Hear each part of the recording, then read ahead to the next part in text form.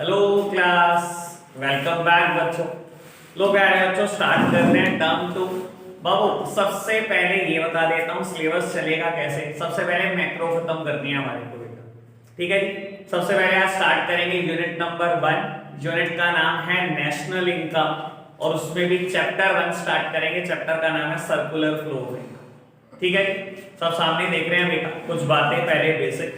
बाबू unit number 1 national income की बात करेंगे। इसमें भी बेटा chapter number 1 circular flow of income, इसकी बात करनी है बेटा आज। लो बेटा, सबसे पहले बेसिक से स्टार्ट करूंगा, अभी चैप्टर में नहीं गया हूं, ठीक है ना। अभी सबसे पहले कुछ मैक्रो इकोनॉमिक के बेसिक की बात करता हूं, ठीक है जी। बाबू सबसे पहली बात, ये बात आप सबको पता होनी चाहिए और ये कसम खा लो बेटा, भूलिए भी नहीं। किसी भी इकोनॉमी में 4 सेक्टर होते हैं। सबसे पहली बात, किसी भी इकोनॉमी में 4 ही सेक्टर होते हैं। सबसे पहला सेक्टर है बेटा हाउस होल्ड सेक्टर, दूसरा सेक्टर है बेटा फार्म सेक्टर, तीसरा सेक्टर है बेटा गवर्नमेंट और चौथा सेक्टर है बेटा फॉरेन सेक्टर। किसी भी इकोनॉमी में 4 सेक्टर होते हैं बेटा, ठीक है ना। हाउस होल्ड, गवर्नमेंट, फर्म और फॉरेन सेक्टर, ठीक है जी।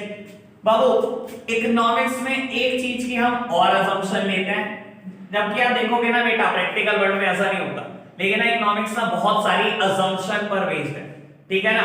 इकोनॉमिक्स में हम अजम्पशन लेते हैं गुड्स एंड सर्विसेज प्रोड्यूस करने की जिम्मेदारी हमेशा और हमेशा फर्म की होगी।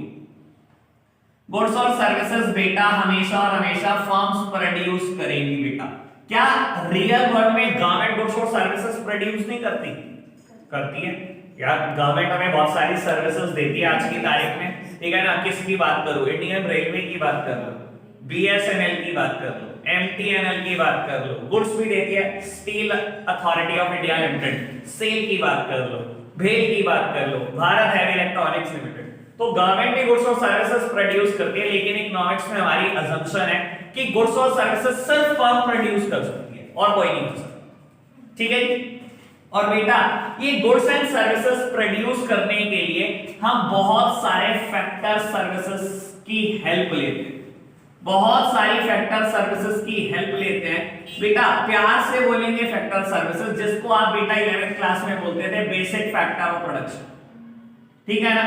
हम बेटा गुड्स एंड सर्विसेज प्रोड्यूस करने के लिए बहुत सारे बेटा फैक्टर्स की हेल्प लेते हैं, जिनको बेसिक फैक्टर ऑफ प्रोडक्शन बोलते हैं या बेटा हम बोलते हैं फैक्टर सर्विसेज। ये 4 हैं, ठीक है ना। 11th पास तो हो गई बेटा, ठीक है ना।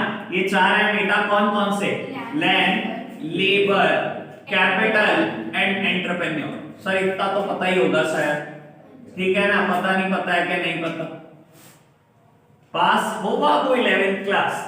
बाबू 4 बातें, इन 4 बेसिक फैक्टर ऑफ प्रोडक्शन का इस्तेमाल करेंगे तब जाके गुड्स एंड सर्विसेज प्रोड्यूस हो, ठीक है ना। Land, labour, capital and entrepreneur. बेटा इकोनॉमिक्स में हमारी अजम्पशन है ये चारों चीजें हमेशा हाउस होल्ड प्रोवाइड करता है फर्म। हाउस होल्ड देगा लैंड, हाउस होल्ड देगा लेबर, हाउस होल्ड देगा कैपिटल, हाउस होल्ड खुद एंटरप्रेन्योर है। ये 4 चीजें जब ये प्रोवाइड करता है फर्म को, तब जाकर फर्म गुड्स या सर्विसेज प्रोड्यूस कर पाती है। कोई दिक्कत तो नहीं की बात समझ आई? अभी मैं कोई चैप्टर में गया नहीं हूं, मैं बता रहा हूं बेसिक्स पे चल रहे हैं, ठीक है ना। किसी भी इकोनॉमी में 4 सेक्टर है। हाउस होल्ड पहला सेक्टर है, दूसरे सेक्टर का नाम है फर्म, तीसरे सेक्टर का नाम है गवर्नमेंट, चौथे सेक्टर का नाम है foreign sector. House hold sector provide करता है लैंड, लेबर, कैपिटल, एंटरप्रेन्योर, चाहे बोल लो फैक्टर सर्विसेज, चाहे बोल लो बेसिक फैक्टर ऑफ प्रोडक्शन, ठीक है ना। जब इन चारों को ये प्रोवाइड करता है फर्म को, तब जाकर फर्म गुड्स या सर्विसेज प्रोड्यूस करती है। अच्छा ठीक है, इतनी बात तो कोई दिक्कत नहीं बेटा। फर्म ने गुड्स एंड सर्विसेज प्रोड्यूस करी, बेचा, पैसा आया, तो पैसा आया। जिन्होंने फर्म की हेल्प की थी बेटा गुड्स एंड सर्विसेज प्रोड्यूस करने में, फर्म उनको भी तो कुछ ना कुछ देगी ना, पक्की बात है ना। बाबू अगर पता हो शायद इन चारों को रिटर्न में कुछ ना कुछ पक्का मिलता, पता है ना बेटा। बाबू लैंड को मिलता है रेंट, लेबर को मिलती है वेजेस, कैपिटल को मिलता है इंटरेस्ट और एंटरप्रेन्योर को मिलता है प्रॉफिट। पक्की बात, कोई दिक्कत तो नहीं? ये तो पता ही होना चाहिए, ठीक है ना। इतनी बात तो ओके होनी चाहिए सब, पक्की बात। बढ़ जाओ आगे, लैंड लेबर कैपिटल एंटरप्रेन्योर जो रिटर्न में मिलता है वो है rent wages and trust and profit. बढ़ जाए आगे बाबू। अब मैं चैप्टर में शिफ्ट कर, ठीक है। चैप्टर का नाम है बेटा सर्कुलर फ्लो ऑफ इनकम। तो हमें सबसे पहले यही पता होना चाहिए सर्कुलर फ्लो ऑफ इनकम क्या चीज है, मीनिंग है हमारे कोर्स में सबसे पहले सर्कुलर फ्लो ऑफ इनकम का। पहले अब इसको नोट डाउन कर, जल्दी से कर। चलो जी बेटा स्टार्ट करते हैं नए टॉपिक से। टॉपिक का नाम है circular flow of income. Circular flow of income बेटा एक बड़ी फैंसी सी डेफिनेशन लिखूंगा पहले मैं, ठीक है ना। समझ आए कि नहीं आए बेटा सब रख लेना, एक बार समझा दूंगा पक्का से।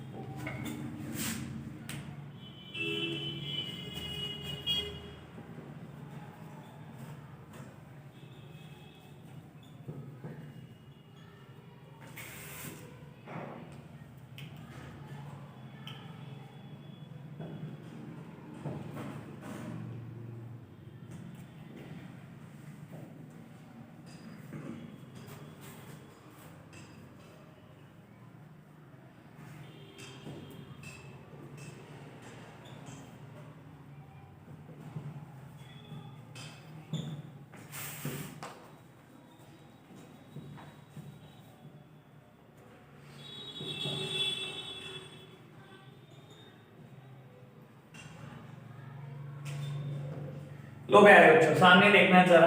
बाबू एक बड़ी फैंसी सी डेफिनेशन लिख दी हमने सर्कुलर फ्लो ऑफ इनकम की, ठीक है ना। मुझे पता है अगर आप ऐसे प्लेन रीडिंग करोगे तो कुछ भी समझ नहीं आने वाला, ठीक है ना। हमें बेटा रट्टा नहीं मारना, इसको बहुत आराम से समझना है, ठीक है ना। समझेंगे कैसे बेटा, एक हम डायग्राम ड्रॉ करेंगे, ठीक है जी। सब सामने देखते हैं, ठीक है ना। सबको ड्रॉ करना आ जाएगा, कोई बहुत मुश्किल बात नहीं कर रहे हम इस चैप्टर में, ठीक है जी। बेटा देखो सर्कुलर फ्लो ऑफ इनकम की ना 3 अलग अलग फेजेस हैं। सबसे पहले बेटा मैं फर्स्ट फेज की बात कर रहा हूं जिसको मैं प्यार से बोलूंगा प्रोडक्शन फेज, या बेटा इसको मैं एक और नाम से जानता हूं जनरेशन ऑफ इनकम फेज। लो प्यारे बच्चों सब सामने देखिए बेटा। सर्कुलर फ्लो ऑफ इनकम का मतलब समझते हो, बेसिक मतलब मैं नहीं कह रहा ये मतलब समझते हो सर्कुलर फ्लो ऑफ इनकम का। ये कहता है एक इनकम ना हमारी इकोनॉमी में घूमती रहती है और घूमती रहती है, घूमती रहती है। हमारी इकोनॉमी में 17 लाख करोड़ रुपए बेटा, 17 लाख करोड़ से शुरू हुई थी इकोनॉमी और 17 लाख करोड़ हमेशा घूमते रहते हैं बेटा, बस ये बोलता है बेसिक मतलब तो ये, ठीक है जी। अब कैसे घूमते रहते हैं हमें वो समझाना है, ठीक है जी। बाबू सबसे पहली फेज है प्रोडक्शन फेज जिसका दूसरा नाम है जनरेशन ऑफ इनकम फेज। और बेटा यहां पे मैं एक वर्ड लिखूंगा, ये वर्ड हमेशा बताएगा कि पैसा किसके पास है। मैं कहता हूं फर्म ने क्या करा, गुड्स एंड सर्विसेज प्रोड्यूस कर लिए, इसके इस फेज का नाम है प्रोडक्शन फेज, ठीक है जी। और बेटा फर्म ने क्या करा, आज बेच दिए, इसीलिए मैंने इसका नाम लिखा जनरेशन ऑफ इनकम फेज की इनकम जनरेट होगी। पैसा किसके हाथ में है, पैसा फर्म के हाथ में, ठीक है ना। फर्म ने गुड्स एंड सर्विसेज प्रोड्यूस करने के बाद बेच दिए और बेचने के बाद पैसा किसके हाथ में आया होगा, फर्म के हाथ में, ठीक है ना। प्रोडक्शन फेज बोल सकते हैं इसको, जनरेशन ऑफ इनकम फेज बोल सकते हैं। और ये बता सकते हैं पैसा इस टाइम पर किसके हाथ में, पैसा किसके हाथ में बेटा, फर्म के हाथ में। कोई दिक्कत तो नहीं इतनी बात बेटा। अगली फेज आती है इनकम फेज, इसी को हम प्यार से बोलते हैं बेटा डिस्ट्रीब्यूशन ऑफ इनकम फेज। और बेटा यहां पर पैसा हाउस होल्ड के हाथ में पहुंच जाता है। अब बताता हूं बेटा कैसे। फर्म ने गुड्स एंड सर्विसेज बेचे, फर्म ने गुड्स एंड सर्विसेज बेचने से जो कमाया, क्या बेटा उस पे फर्म का राइट है? नहीं, फर्म ने बहुत सारे लोगों की हेल्प ली थी तब जाकर तो गुड्स और सर्विसेज प्रोड्यूस हुए थे। अब बेटा जिनकी हेल्प ली थी वो कौन कौन है, चार चीजें फैक्टर सर्विसेज है बेटा, इनको हम बोलते हैं land, labour, capital and entrepreneur. Firm ने गुड्स एंड सर्विसेज प्रोड्यूस करा, बेच दिया, पैसा तो आ गया फर्म के हाथ में, लेकिन बेटा फर्म का राइट नहीं है, फर्म का कंट्रोल नहीं है इस पैसे के ऊपर। फर्म ने बेटा लैंड का यूज करा था तो फर्म देगी रेंट, फर्म ने बेटा लेबर का यूज किया था तो देगी वेजेस, फर्म ने कैपिटल का यूज किया था तो देगी इंटरेस्ट, और फर्म ने बेटा खुद हाउस होल्ड एंटरप्रेन्योर था तो उसको मिल जाएगा प्रॉफिट। तो बेटा पैसा था तो फर्म के हाथ में, लेकिन जब फर्म ने फैक्टर सर्विसेज में बांटा, क्योंकि आपको पता है factor services are provided by the household only, तो बेटा ये पैसा किसके हाथ में पहुंच गया, हाउस होल्ड के हाथ में पहुंच गया। इसी को बोलते हैं डिस्ट्रीब्यूशन ऑफ इनकम फेस, कि इनकम के ऊपर आपका राइट है, आप डिस्ट्रीब्यूट करो उसको, ठीक है। पैसा किसके हाथ में बेटा, हाउस होल्ड के हाथ में। अब बेटा हाउस होल्ड है, कुछ तो खाएगा कुछ तो पिएगा, हाउस होल्ड का मतलब इंडिविजुअल है, इंसान है भाई, कुछ तो खाएगा कुछ तो पिएगा, जिंदा तो रहना है बेटा। मैं कहता हूं कुछ भी खा ले और कुछ भी पी ले, कुछ भी कंज्यूम कर ले बेटा। मैं कहता हूं उसने सुबह उठा और रात तक 50 प्रोडक्ट या सर्विसेज कंज्यूम करी, ये प्रोडक्ट या सर्विसेज प्रोड्यूस किसने की होंगी, फर्म ने तो प्रोड्यूस करी थी। अभी इंट्रोडक्शन में बताया था गुड्स और सर्विसेज प्रोड्यूस करने की जिम्मेदारी किसकी है, फर्म की है बेटा। तो बाबू जैसे ही ये कौन सा सारी सेविंग कर लेगा, सारी सेविंग तो नहीं कर सकता ना बेटा, कुछ तो खाएगा कुछ तो पिएगा।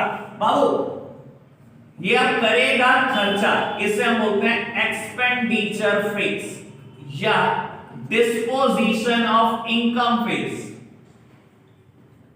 Disposition of income phase. और अगेन बेटा पैसा किसके हाथ में चला जाएगा, पैसा दोबारा से फर्म के हाथ में चला जाएगा। पैसा था इसके हाथ में क्योंकि इसने गुड्स एंड सर्विसेज प्रोड्यूस करा, बेचा, इनकम आ गई। इसने क्या करा बेटा, इनकम को डिस्ट्रीब्यूट कर दिया फैक्टर सर्विसेज को, लैंड, लेबर, कैपिटल, एंटरप्रेन्योर, चारों को मिली रेंट, वेजेस, इंटरेस्ट और प्रॉफिट। पैसा पहुंच गया हाउस होल्ड के हाथ में, house hold goods and services produce जो कंज्यूम करने में पैसा खर्चेगा बेटा, कंजम्पशन एक्सपेंडिचर करेगा।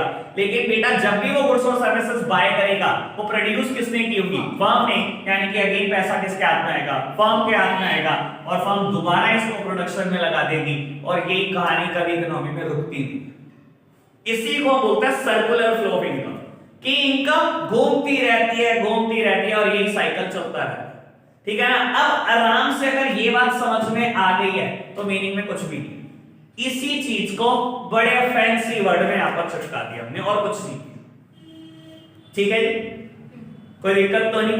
ये बात समझ में आई तो ये रीड करने का फायदा, अगर नहीं आई तो कहते हो तो एक बार और रिपीट कर देता हूं, रिपीट करने की जरूरत है तो बताओ, क्लियर है, चलो जी कर दो रिपीट। बेटा देखो तीन अलग अलग फेजेस से मिलकर बनता है सर्कुलर फ्लो।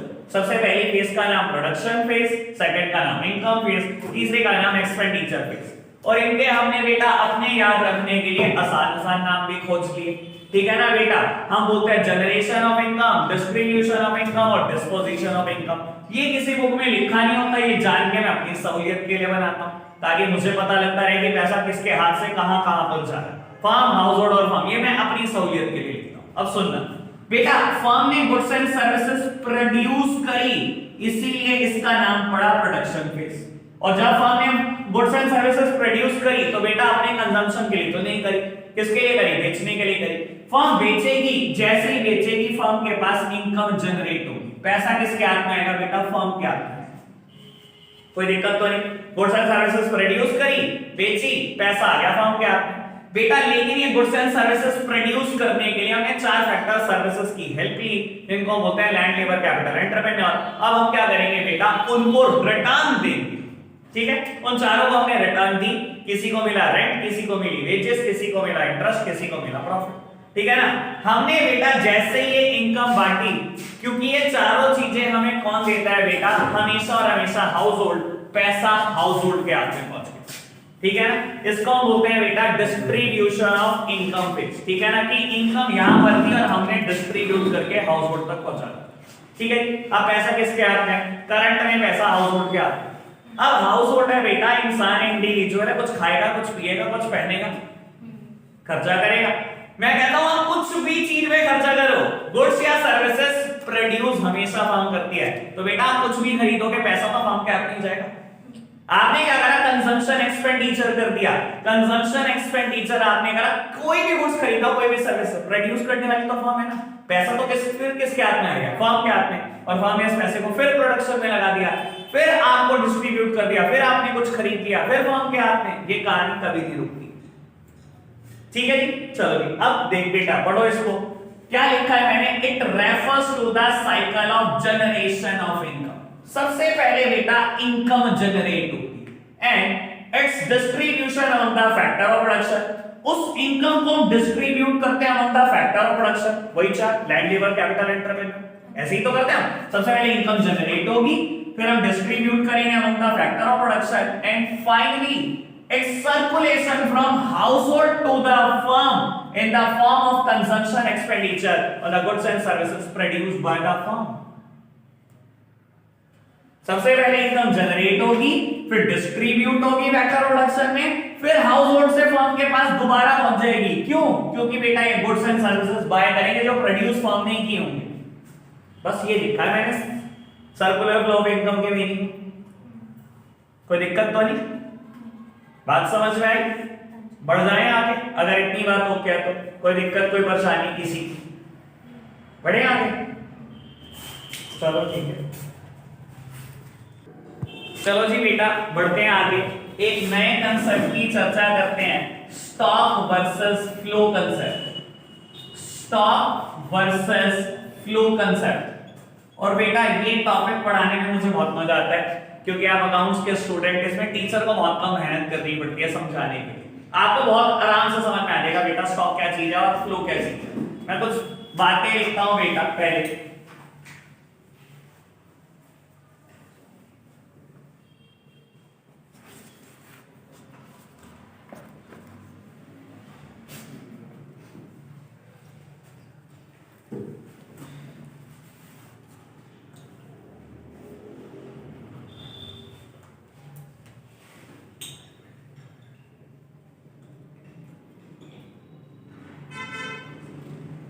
बेटा सामने देखना 2 मिनट के लिए। बाबू स्टॉक कंसेप्ट क्या है? जिसको हम मेजर करते हैं एक पर्टिकुलर पॉइंट ऑफ टाइम पर। हर वो चीज स्टॉक वेरिएबल है बेटा जिसको हम मेजर कर सकते हैं पर्टिकुलर पॉइंट ऑफ टाइम पर। और बेटा फ्लो वेरिएबल क्या है? जिसको over a period of time measure किया जाता है, किसी पर्टिकुलर दिन में, किसी पर्टिकुलर टाइम में, किसी पर्टिकुलर मिनट में। लेकिन बेटा उसके लिए क्या चाहिए? हमारे को एक टाइम चाहिए, over a period of time measure कर सकते हैं। बाबू स्टॉक में मैं टाइम डायमेंशन लिख के काट दूंगा, इस समय टाइम इन्वॉल्व नहीं होता, ये बस पर्टिकुलर पॉइंट ऑफ टाइम पर मेजर होता है, इसमें कोई टाइम इन्वॉल्व नहीं होता। जबकि फ्लो में हमेशा टाइम इन्वॉल्व रहता है। और ये बात मैं समझाने के लिए बस एक एग्जांपल दूंगा और सारी चीजें आपके दिमाग के अंदर चल रही है, ठीक है ना? बाबू देखो आपने क्या किया है, कभी ना कभी 11th क्लास में trading and profit and loss account बना, ठीक है ना? अकाउंट्स में बनाया कि नहीं बनाया? और बेटा बैलेंस शीट 12th में भी बनाई है बेटा वैसे तो, ठीक है ना? बस trading and profit and loss नहीं बनाया तो बेटा आपने कहीं ना कहीं P&L एप्रोप्रिएशन अकाउंट बनाया। बता देता हूं बेटा, अभी तक तो एमसीक्यूज थे तो फॉर्मेट पे इतना ध्यान नहीं दिया, लेकिन फिर भी याद कराऊं तो फॉर्मेट ऐसे होता है, trading and profit and loss account for the period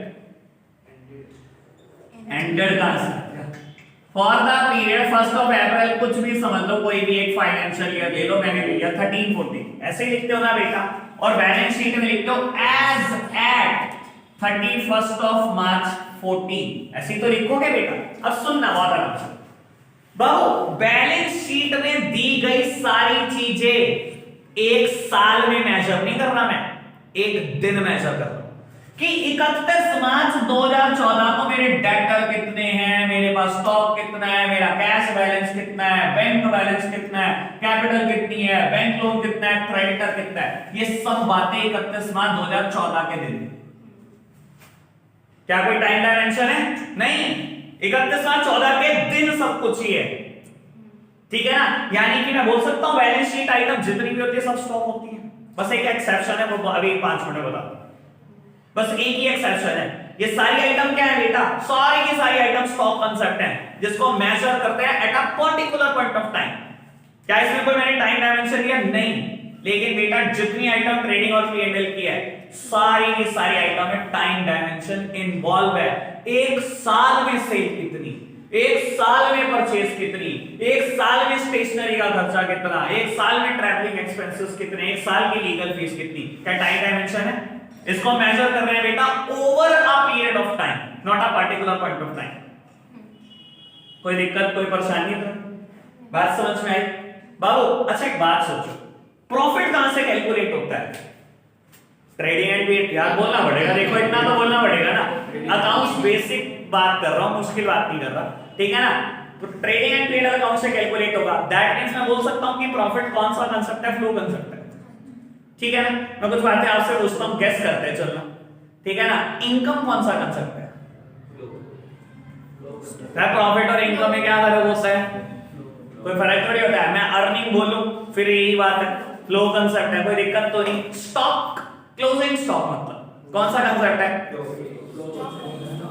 गधे ही है, बिल्कुल गधे भाई। नहीं यार, स्टॉक ही कांसेप्ट है, ठीक है ना। हाँ अभी वही तो चक्कर है ना, आपको लगता है मैंने एडजस्टमेंट करी है, क्लोजिंग स्टॉक यहां भी जाता है, यहां भी जाता है, वहां पर्पस अलग है।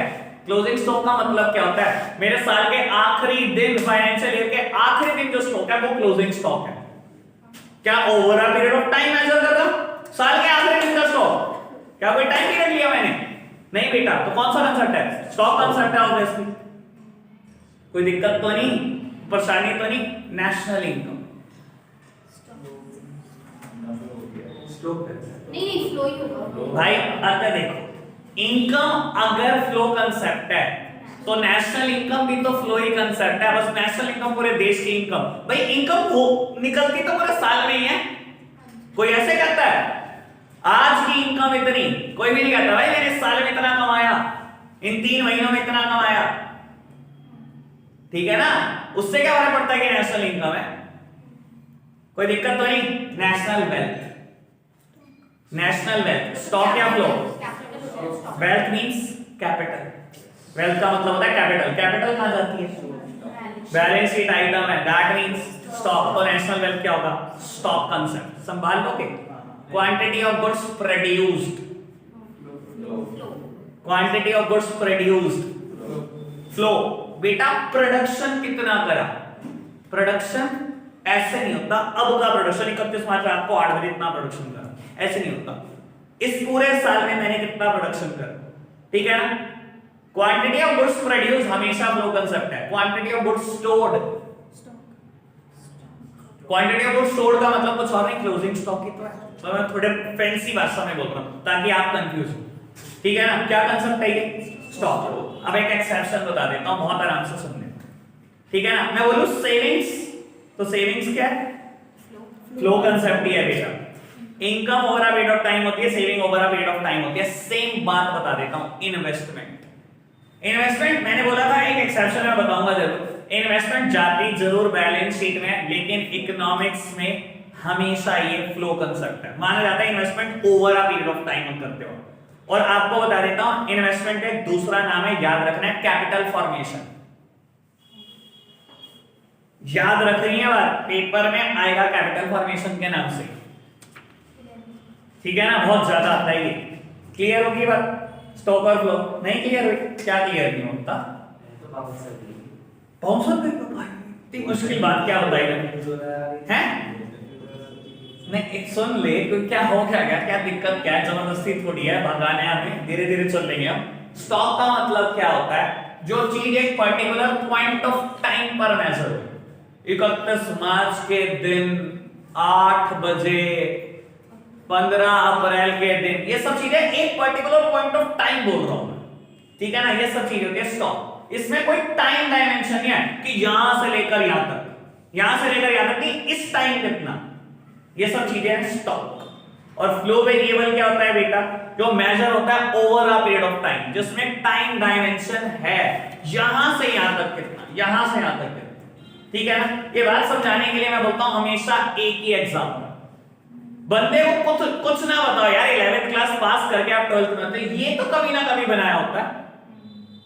Trading and profit and loss, तेरी बात नहीं चल रही, वो बात अलग है। नवीन पार्क वालों की बात कोई नहीं यहां पर, ठीक है ना। ट्रेडिंग एंड P&L अकाउंट अलग और बैलेंस शीट अलग। बैलेंस शीट बेटा साल के आखिरी दिन पर बनती है। क्या कोई टाइम पीरियड लिया मैंने यहां से यहां? मैंने तो बोला 31 मार्च 2014 के दिन बैलेंस शीट मेरी ऐसी है, दिख रही है। और बैलेंस शीट में जितनी आइटम है बेटा ये 31 मार्च 14 के दिन ऐसी दिख रही है। डेटर है, क्रेडिटर है, बैंक लोन है, कैपिटल है, स्टॉक है, बैंक बैलेंस, कैश बैलेंस, जो मर्जी है, ठीक है ना।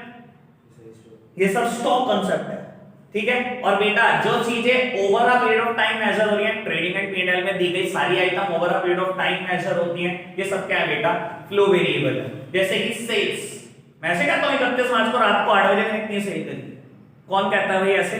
इन 3 महीने की सेल कितनी है, 6 महीने कितनी है, साल भर कितनी है, 10 महीने कितनी है, 5 साल कितनी है। Sale over a period of time measure होती है, purchases over a period of time measure होती है, ऑडिट फी, लीगल फी, ये सब चीजें over a period of time measure होती है। ये सब क्या है, फ्लो कंसेप्ट, वेजेस, सैलरी, सब कुछ। हाँ एक ही तो बात बता दी तेरे को। हाँ over a period of time ही तो की जाती है। आपने किसी से 1 महीना काम कराया, 12,000 रुपए दिए 1 महीने के। यार आपको 8 बजे इतना काम लिया, ये तो नहीं होता ना कभी भी। क्लियर होगी ना बात बाबू। अब देख P&L अकाउंट से क्या क्या निकलता है, प्रॉफिट निकलता है। प्रॉफिट का ही नाम है अर्निंग्स, प्रॉफिट का ही नाम है इनकम, ये सब बोल सकता है। इसके साथ साथ आपको नेशनल इनकम बोल सकता है। भाई इनकम क्या होती है, एक इंडिविजुअल की इनकम, और मैं कहूं नेशनल इनकम, तो मेजर तो वो भी over a period of time होती है। अच्छा और जनरली पेपर में कभी नहीं देता नेट प्रॉफिट, आपको देता है नेट लॉसेस। भाई इससे कंफ्यूज क्यों हो रहे हो, लॉसेस अगर इस अकाउंट से प्रॉफिट निकलता तो इसी अकाउंट से तो लॉस निकलता है। ये क्या है, फ्लो ही कंसेप्ट है। लॉसेस कौन सा बदल जाएगा, प्रॉफिट अगर फ्लो है तो लॉसेस भी तो फ्लो ही है, अर्निंग भी तो फ्लो ही है, सेविंग्स भी तो फ्लो ही है, इन्वेस्टमेंट एक एक्सेप्शन के तौर पे फ्लो है, ठीक है ना जी। अब एक काम करते हैं, 12-15 आइटम मैं लिखता हूं बोर्ड पे, आप बता देना स्टॉक है या फ्लो है, ठीक है ना। लिख लो, लिखो ये तो लिख लो क्योंकि जरूरत पड़ सकती है इसकी, क्या आप भी लिखो।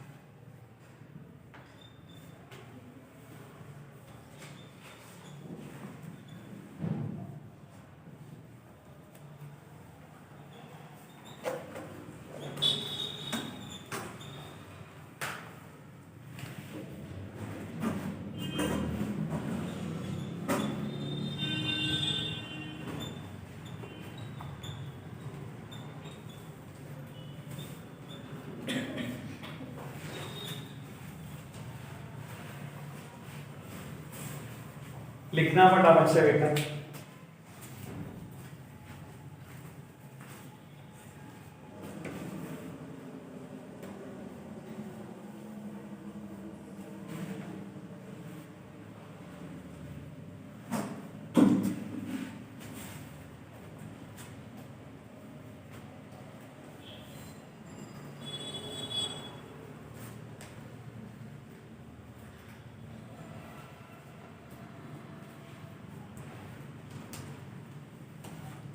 चलो अब करते हैं इसका चर्चा एक बार दोबारा से।